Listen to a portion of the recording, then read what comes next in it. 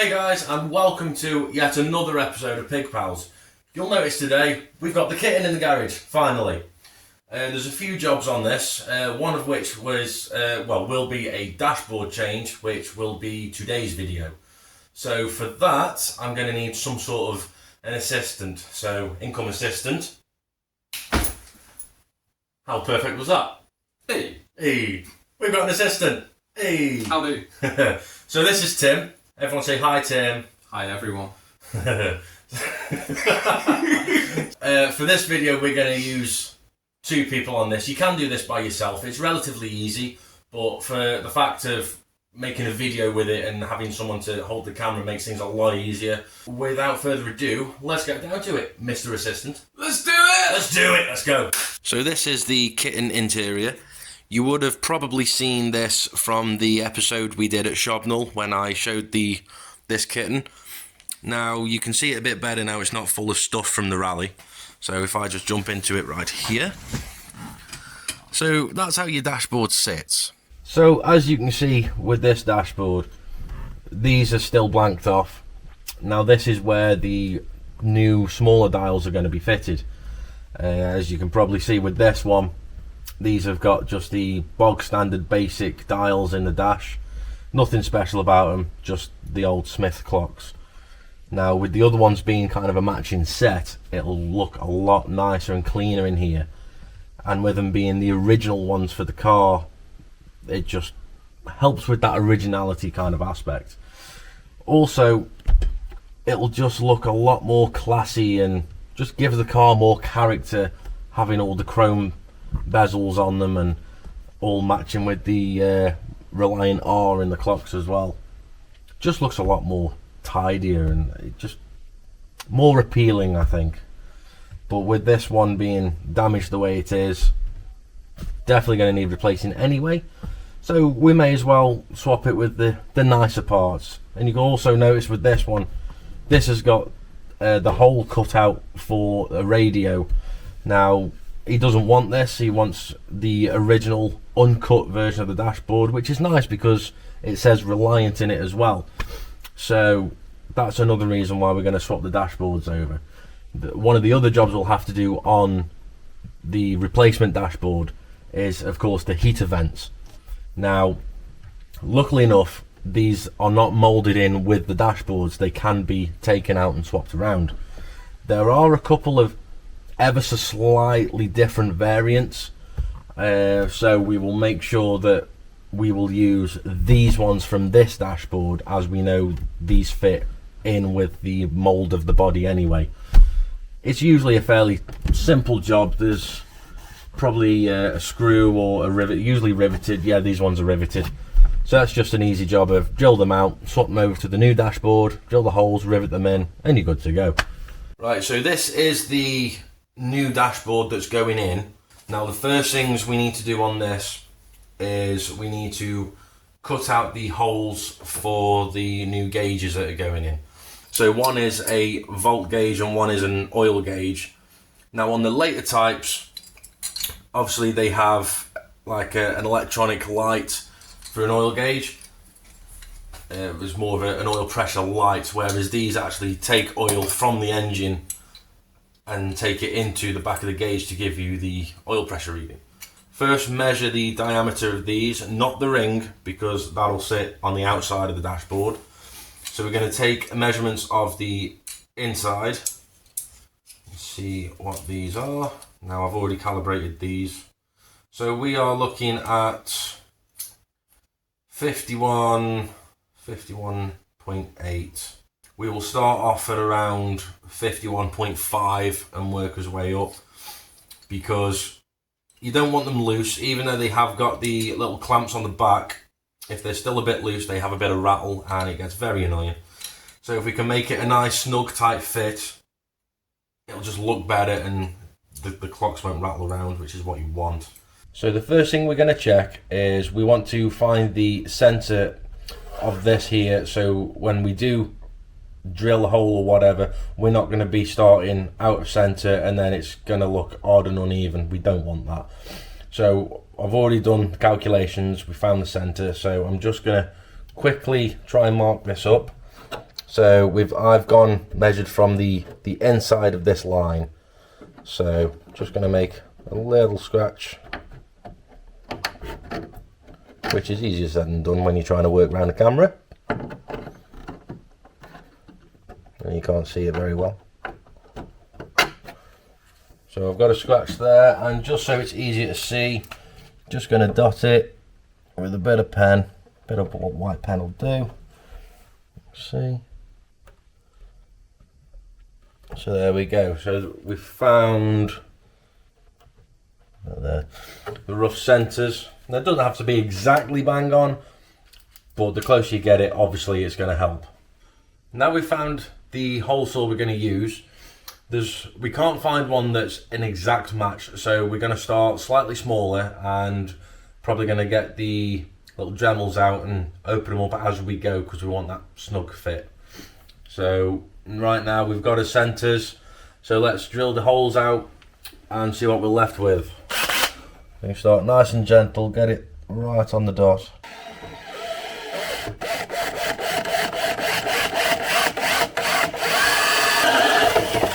There's one, because it's plastic and obviously friction means heat, so we're going to just let these edges cool down and dry, and then we should be able to just flake them off and then smooth it round, and then we'll see how far off we are from the final measurement.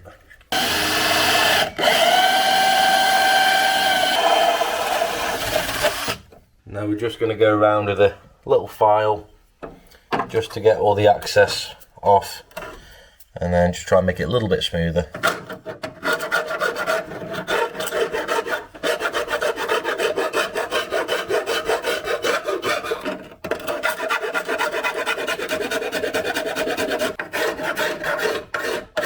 Now it's important for you, as you're doing these kind of jobs, you don't want to attack it all in one hit.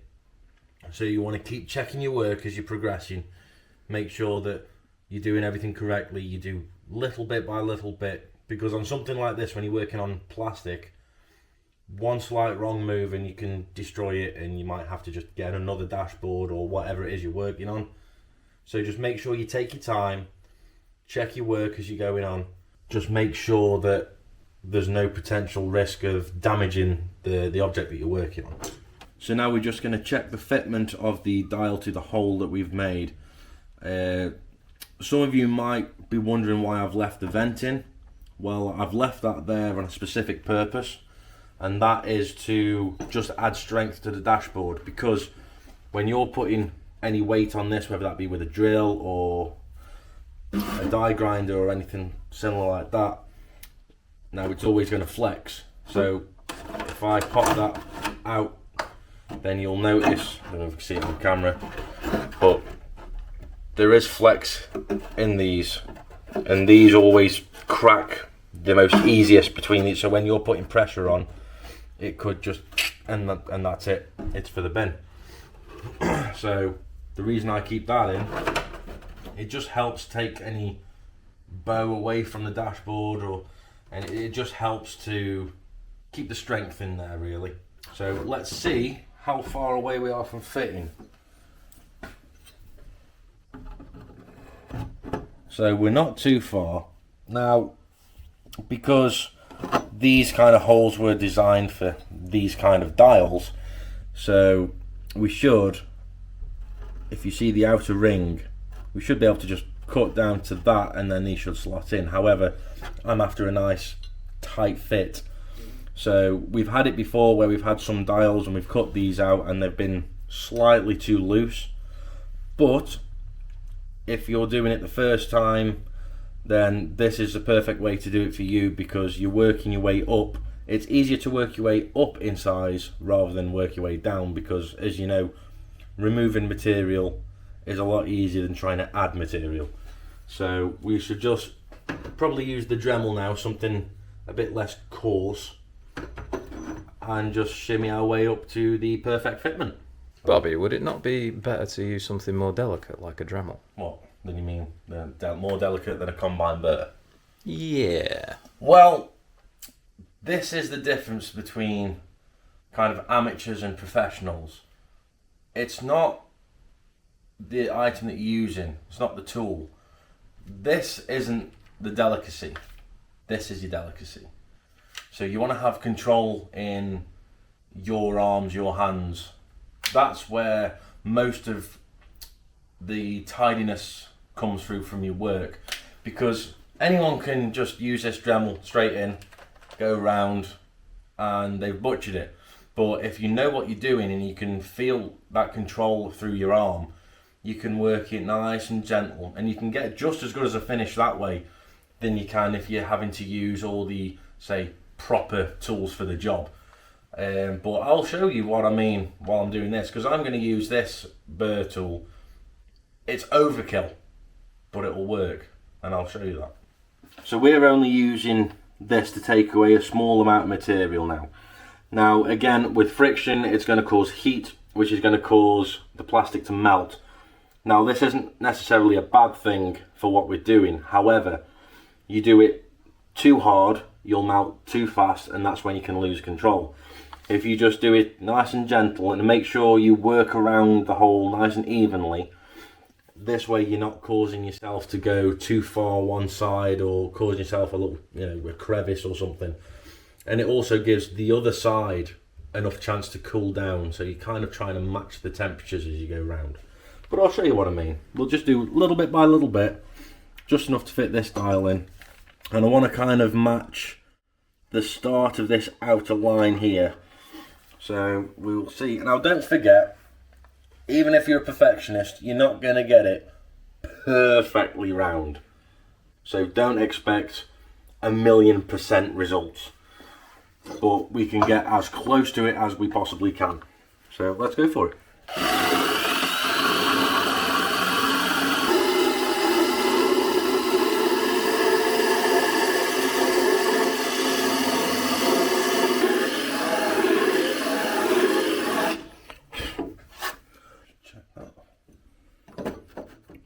To go.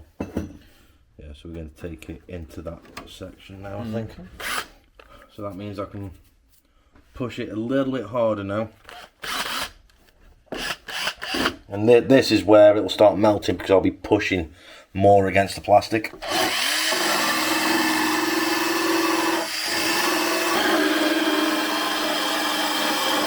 Right, now what we've done here is we have bored it out to the outside edge. So if we look at this side, you'll see you have this kind of indentation ring here. Now towards the outside, so if we're looking at here, it'll be the side closest to the dashboard. Now that is the point that we have taken this hole to. I already knew that this was where it's supposed to be for these dials to fit. So think of this as more, if I was doing it as an amateur, this would be the best way to do it. With me, I've done plenty of these, so I already know that is the exact area I need. But as an amateur, if you don't know quite how to do it or whatever, this is the perfect way. You always start small, work your way out.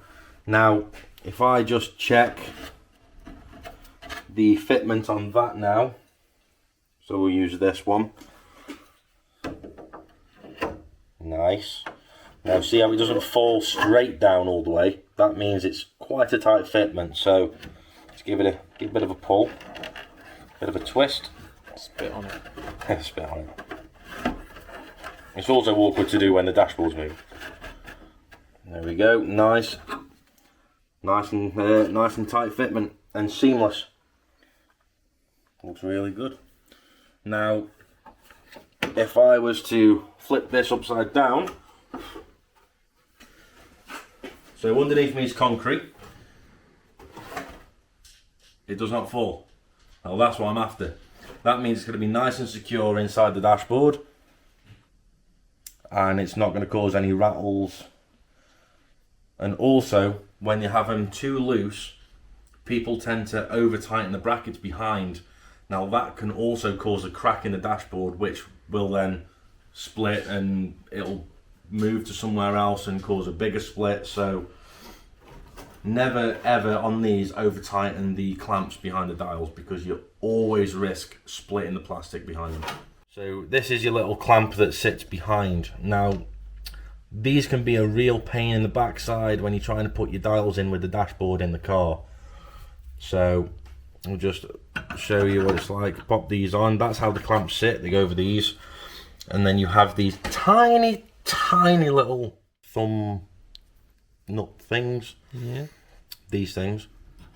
So you have to line them up and they just thread onto the back of these. And then they just tighten down.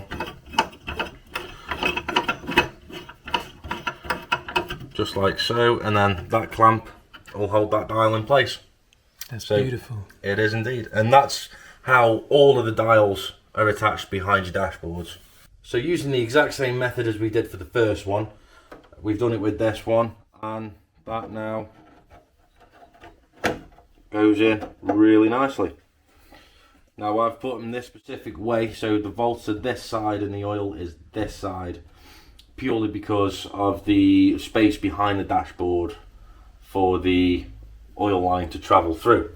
So the first job from here is to take the steering wheel off. So in order to do that, we just pop the cover, gives us access to the nut there. So we undo the nut, take that off, pull the steering wheel off, which will give us a bit easier access to the cover there. That's held on with just 2 screws underneath. So we'll pop the cover off, and then we shall take the stalk off, and that will give us more access to the column itself. There will be a little kind of a clamp of a single 11mm bolt underneath, just behind the dashboard. So we'll take that bolt out, and then there will be another clamp for the column right at the base. With this on the kitten, it will be further at the bottom. Now if it was a 3-wheeler, it would be more towards the top. So here are the bolts for the lower steering column bracket. Now these will be 11mm, and as you can see, one of them's right directly underneath the brake reservoir. Bit of a pig to get to. Luckily the nuts are not captive, so we can undo the nut underneath. Now with this kind of setup, it is ideal to have another pair of hands to help you. Obviously you want one at the top here to hold the bolt while one's underneath unscrewing the nut. So we're going to get ahead and get these loose, get the steering column ready to drop, and then we can start focusing on taking all the other bits and pieces off to get the dashboard out.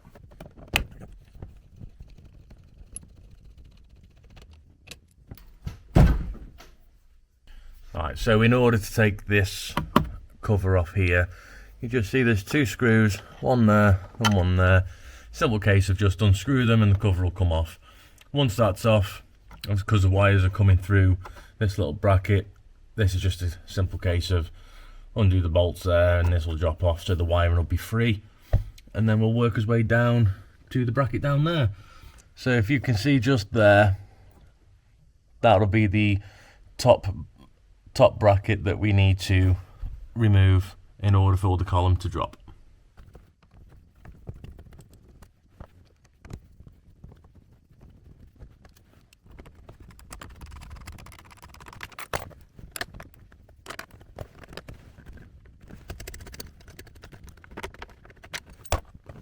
Now always remember folks, whenever you're taking things off, this regardless whether it's Reliance, bikes or anything you're working on, always remember to put the bolts, your screws or whatever always back in their place, so you don't mix them up and you don't lose them.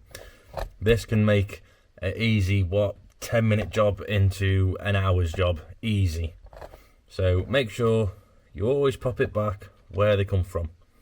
So this top mount, as you can see, it's a bit of a struggle to get the camera in, so apologies if the camera angle's a little bit off. But this top mount here, dead easy to get off really. So now we're coming up to removing the bottom mount for the steering column. Now once this is out, the whole column should drop down. Gives us more access behind the dashboard, access to the wiring, and be able to pull the clocks out a lot easier. So our lovely assistant Tim is in the engine bay side with a spanner holding the bolt, so let's see if we can undo from this side. I can feel that turning.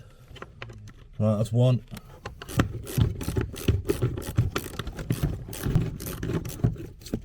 Off. Right, so that's the bolts out. They gave us a bit of a fight. They haven't been off for a long time. Now the only thing keeping this up now is just the wires to the ignition.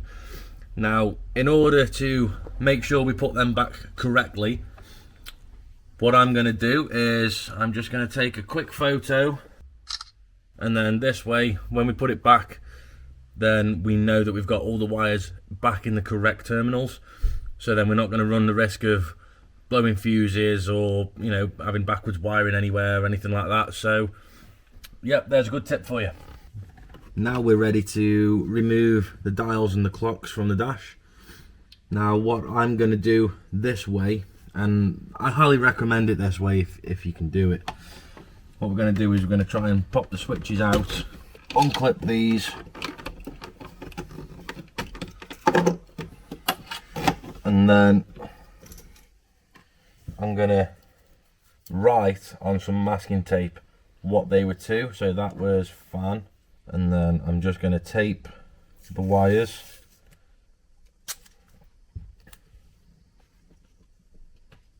like that.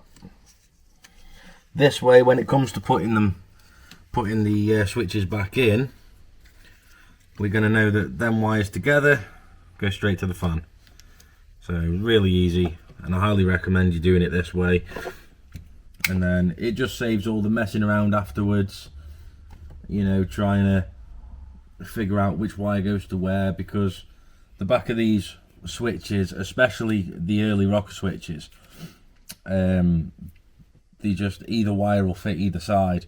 So when you've got a switch that has quite a few connections on the back, you will sometimes be confused as to which wire goes where. So make sure that, again, take plenty of photographs, even do some diagrams if you like, anything that makes it easier for you to put it back the way it was. And then if you're wanting to modify something, well, again, make sure that you've got all your photos and all your references of how it was originally. This way, if you're modifying it, for example, something goes wrong or you don't quite like how it's worked out, you can always put it back to standard if you wish, and then it just saves all that messing around of, oh, I've done something, I don't know how to put it back, and it's just peace of mind. Have you done any mess ups like that? No, I'm pretty good at labelling things and Yeah. making sure everything goes in the right place, because I hate having to do more work than is necessary. Don't we all? So with this, for example, with these being kind of a certain way, so I'm just gonna, just from this angle, just gonna get a quick photo, and I know which one that is now. Prepare now, work less later. I've done it many times when I've gone on, like this for example, I've gone on and go click, that'll do perfect, and you can guarantee that one wire that it's just out of shot, it's that you can guarantee that is the one that you're going to struggle with.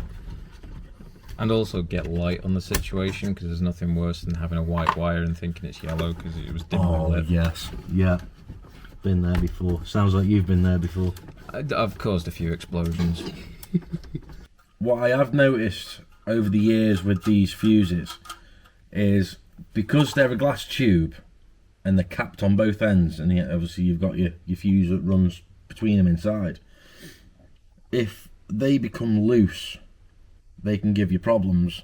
So they won't blow, but sometimes it'll be like a lower voltage in them, and then sometimes they just won't work, and all you got to do is just tap them and then they work, and they might work for a while.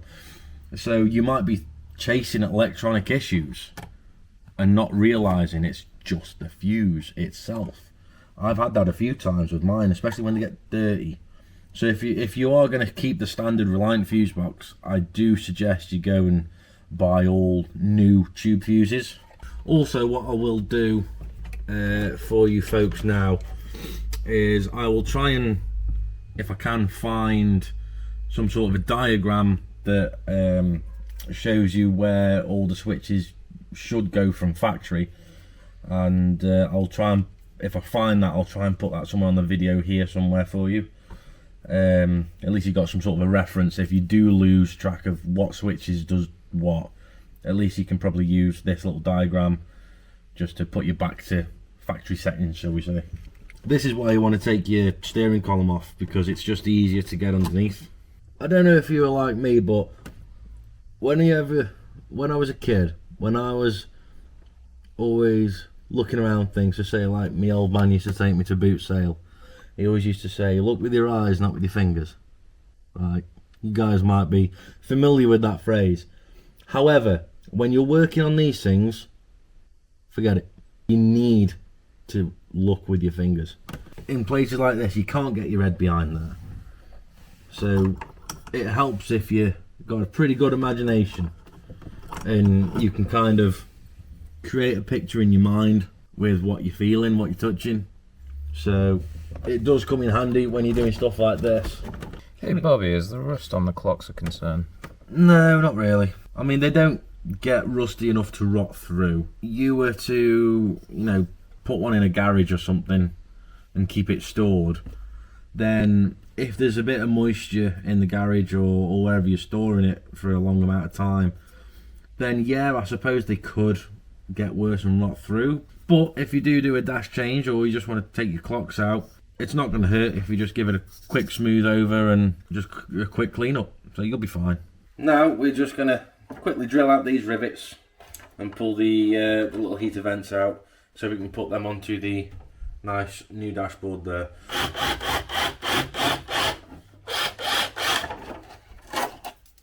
Does not help that they have been previously glued.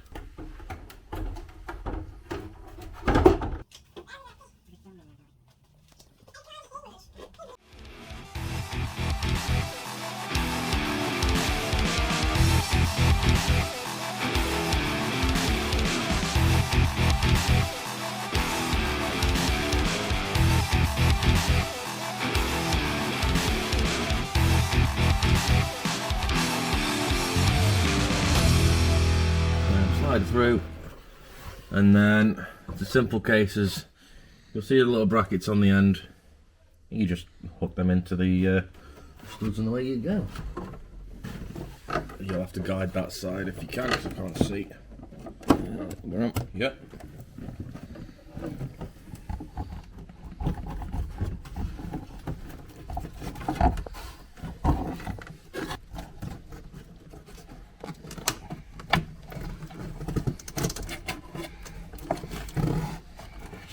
So we have one on there.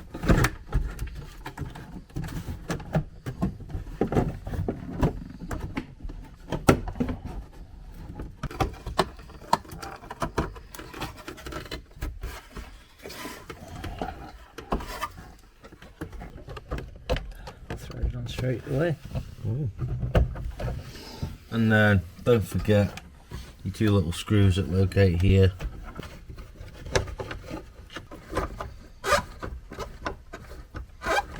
And again, you don't want to over tighten things. And now she's sitting in place, so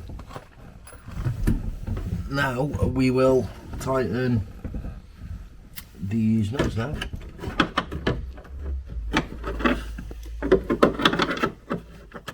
Now we start routing some of the wires through, because the dashboard is in now. That's how easy it is to fit one. So now this can be where it gets awkward, because you're basically working blind.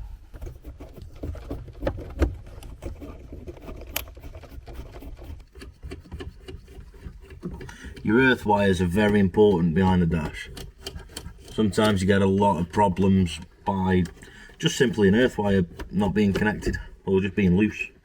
Right, now they can go in. And then there is another earth behind this as well. We'll just have to take his word on that. Yeah. I can do this one. This one's easy. I guess not. I'm saying nothing. And we're constantly checking the reference photos that we took earlier. Yep. Always make sure you do that. Now what we'll do, we won't click them in yet, because when it comes to testing them. If something isn't right, then we don't have to mess around trying to push the switch back out. It's just easier, just poop, there you go. So we plug them in, but we leave them hanging.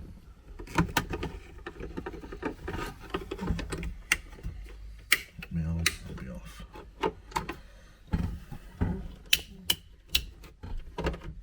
So now that's just hanging. So I'll have to do them ones down there now. This is my time to shine. Yeah. So we're up here doing the important work while Bobby's f***ing about in the car. Is swearing part of the process? Always. Steering column back on. Almost. Mostly. Just got to tighten this middle one.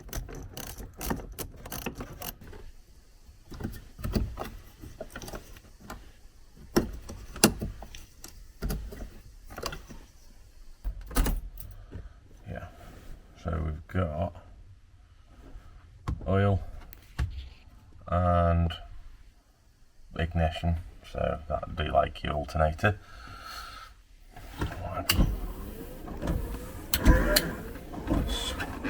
Ah, my bum's wet. Nice.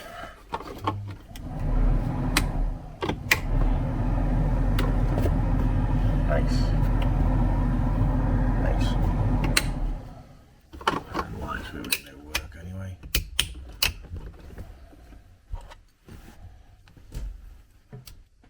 Yep, high beams.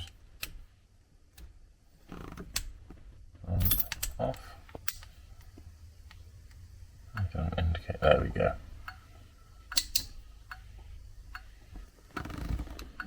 Flickering.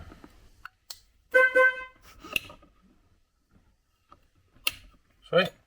So we're all working. You can pop everything back in then. Indeed. I'm going to move that back up there though, because that's where it says it should be. Yeah.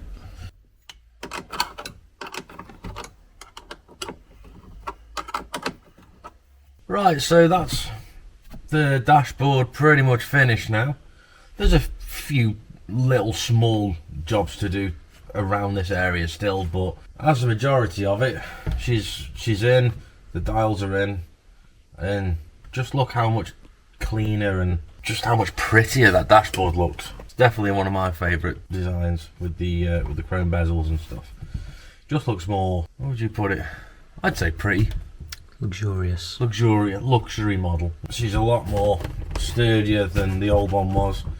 There's no cracks or splits in it, and these dials fit in beautiful. I mean, it's took us a while to do, longer than it should have done really, but that was because we're trying to video things and bits and bobs. But typically a dashboard change would take between 2 hours, possibly 3 hours if you're struggling a bit. No, all in all, I'm really happy how that looks. Right then folks, so that is the video done for today on the kitten for the dashboard. Now this will be a part one of a series of videos for the kitten because we have a few jobs to do. So thanks for sticking around, and if you enjoyed this video, please give it a like, feel free to share, and please subscribe to the channel. It helps me out a great deal. Also, just want to say a massive thanks to Tim for helping me on this video as well. Thanks, mate. You've been a diamond. Thank you very much. So that's it for today's video. If you like this video, let me know what you thought of it in the comments. I'll see you guys real soon. Take care of yourselves.